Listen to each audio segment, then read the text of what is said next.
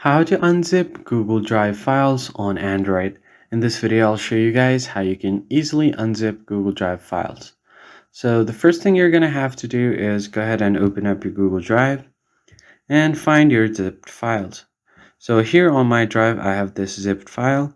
So what I'm going to do now is, in order to unzip this and see what's inside, I'm going to have to tap on it. And then as you can see, the file type is unsupported, so I cannot open it on Google Drive. What I'm going to do is tap on three lines or the three dots. Then you have an option to download this, or you could just tap on open with.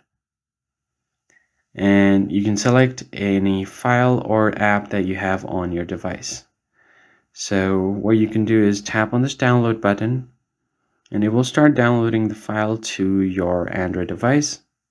Wait for a bit. And as you can see here, the file has successfully been downloaded.